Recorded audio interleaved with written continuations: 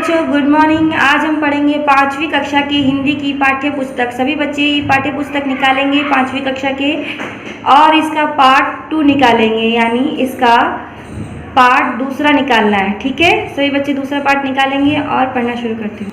सभी बच्चे ये पार्ट निकालेंगे। इस पार्ट का नाम है सच्चा कलाकार।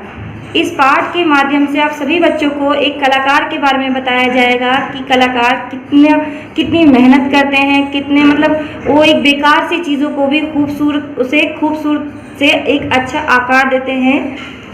तो आइए मैं जब पढ़ना शुरू करती हूँ, सभी बच्चे ध्यान देंगे। कलाकार के मन में अनेक कल्पनाएं आती हैं। कलाकार ही अपने मन में आने वाले विचारों को आकार प्रदान करता है। हमें भी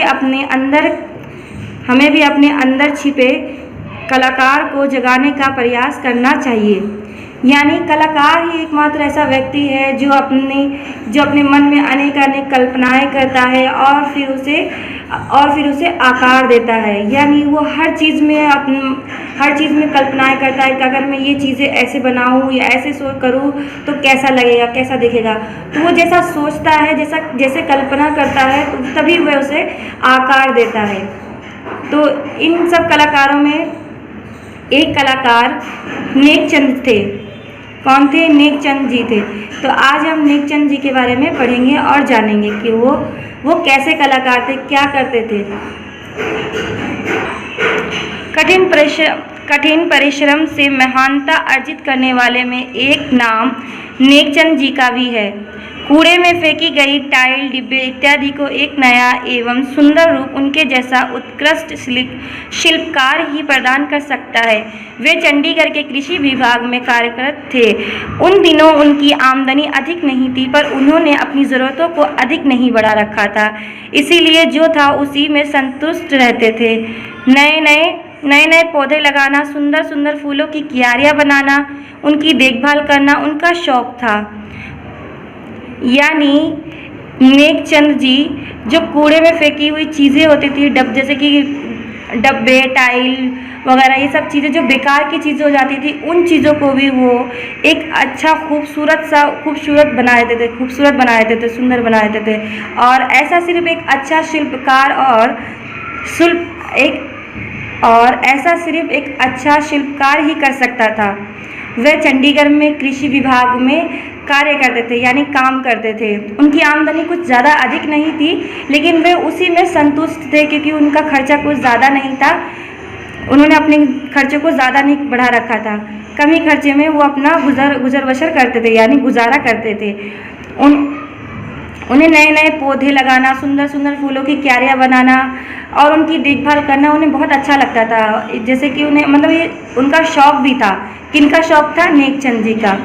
तो देखिए, फरवरी मार्च माह की बात है। एक दिन सुबह बगीचे में टहलते हुए कोमल फूलों को निहारते वे उनसे बातें करते हुए उनकी निगाह चीनी मिट्टी के बर्तनों के टूटे हुए ढेर पर पड़ी। उन पर पड़ती सूर्य की अरुणाभ किरणों ने उन्हें मनमुग्ध कर दिया। उन्हें लगा मानो ये टुकड़े इंद्रधनुषी छटा बिखेर रहे हों। वहाँ खड़े ही उनके मन में इन टुकड़ों के सही प्रयोग का उपाय आ गया। तत्पश्चात उन्होंने इन टुकड़ों को अपने बैग में भर लिया और एक सुनसान जगह की ओर निकल पड़े। वहाँ पहुंचकर उन टुकड़ों को वे बड़े सलीके से पत्थर की शिला में जमाने का प्रयत्न करते रहे और अंत में सफल भी हुए। सफलता मिलने पर वे मंद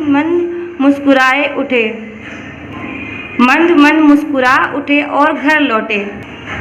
यानी फरवरी माह की बात है, यानी फरवरी के महीने की बात है, जब वो नेकचंद जी सुबह अपने बगीचे गए और उनके ऊपर मतलब टहलने के लिए गए। तो उनके ऊपर हाथ फहराते उनसे बातें करते उनकी निगाह एक चीनी के मिट्टी पर पड़ी। चीनी के मिट्टी के बर्तन के टूटे हुए ढेर पर पड़ी। यानी चीनी का बर्तन था जो कि टूटा हुआ था, वो कहीं फेंका हुआ था। तो उनकी नज़र उन पर पड़ी तो उन्हें क्या लगा? देखिए, उन्हें लगा कि जैसे सूर्य की अरुणाभ किरणें ने उन्हें मंत्रमुग्ध कर दिया है। यानी उन्हें ऐसा लगा कि सूर्य की अरुणाव किरणों ने उन्हें मंत्र मुग्ध यानी मोहित कर दिया है। उन्हें लगा, नेकचंद जी को लगा कि ये टुकड़े इंद्रधनुषी छटा बिखेर रहे हैं। वहाँ खड़े होकर नेकचंद जी उसे ध्यान से देखते रहे और उनके मन में वो सोचने लगे, कल्पना करने लगे कि इसे मैं ऐसे बनाऊं या ऐसे करूं तो कैसा लगेगा।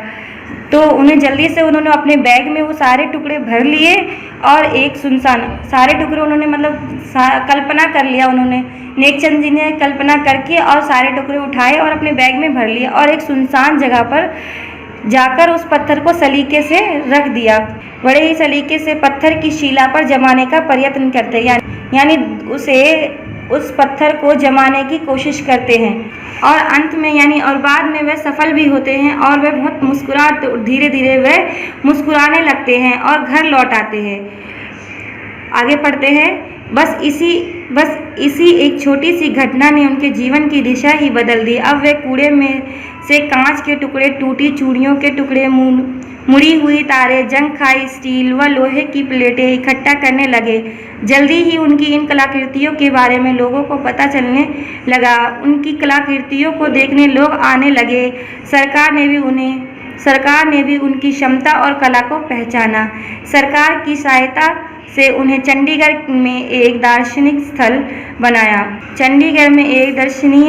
स्थल बनाया। ये एक ऐसा बाग है जो बेकार और रद्दी वस्तुओं के उपयोग से बनी कलाकृतियों का जीवंत उदाहरण है। एक बार एक विदेशी ने इस बाग की खूबसूरत कलाकृतियों को देखकर कहा था, सच्चा कलाकार वही है जो हर वस्तु में सौंदर्य देखता है। नेकचंद जी भी उन्हीं में से एक है।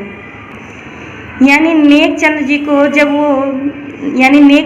को जब उस चीनी का जो बर्तन था, वो चीनी का जो टूटा हुआ बर्तन था, उसे जब वो अपनी बैग में भरकर लेकर गए दूसरी जगह, सुनसान जगह पर जाते हैं और उसे जमा देते हैं। जमाने के बाद वह सफल भी होते हैं और वो वो मुस्कुराने लगते हैं, खुश होने लगते हैं।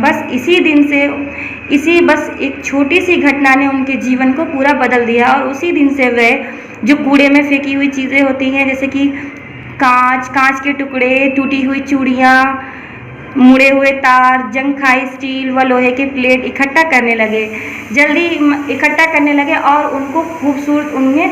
उन्हें खूबसूरत आकार देने लगे और जल्दी ही इनकी कलाकृतियाँ अलग अलग देशों में पहुंचने लगी।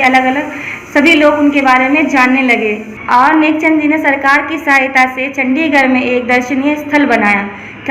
दर्शनीय स्थल बनाया। कहाँ बनाया था? चंडीगढ़ में। ये एक ऐसा बाग था जहाँ पर बेकार की रद्दी वस्तुएं उपयोग से बनी कलाकृतियों का जीवंत उदाहरण है। यानी वो एक ऐसा स्थल उन्होंने बनाया था जहाँ पर बेकार की चीज़ें, रद्दियों से जो बनाई गई चीज़ें, वहाँ पर बनाई गई चीज़ों को वहाँ खूबसूरत आकार दी हुई चीज़ों को वहाँ पर रखा गया था। ये देखकर एक बार एक विदेशी ने इस बाग की खूबसूरती कलाकृतियों को देखकर कहा था, एक बार बाहर से एक विदेशी आया था जिसने वो देखा और कहा था कि ये इतना खूबसूरत है कि एक सच्चा कलाकार वही है जो बेकार की चीज़ों को भी खूबसूरत बना दे और नेकचंद जी भी उन्हीं में से एक हैं। ठीक है, सभी बच्चे समझ गए। आज का पाठ हमारा यहीं पर समाप्त होता है। आगे हम देखते हैं प्रश्न उत्तर। पहला है मौखिक प्रश्न का नेकचंद जी बेकार वस्तुओं को किस प्रकार काम में लाते थे। इन प्रश्न के उत्तर आप सभी बच्चों को खुद ही देने हैं। ठीक है, आप सभी बच्चों को इन प्रश्न के उत्तर खुद ही देने हैं। उनका शौक क्या था। फिर है किस वस्तु के बारे में लोगों को पता चल गया था। फिर है क्वेश्चन हमारा दूसरा, सही उत्तर पर सही का निशान लगाओ। पहला है नेकचंद जी कहाँ काम करते थे। पहला है वाणिज्य विभाग में, फिर दूसरा है कृषि विभाग में, फिर है रसायन विभाग में। तो नेकचंद जी कहाँ काम करते थे? कृषि विभाग में। फिर है नेकचंद जी किसे देखकर मंत्र मुग्ध हो गए।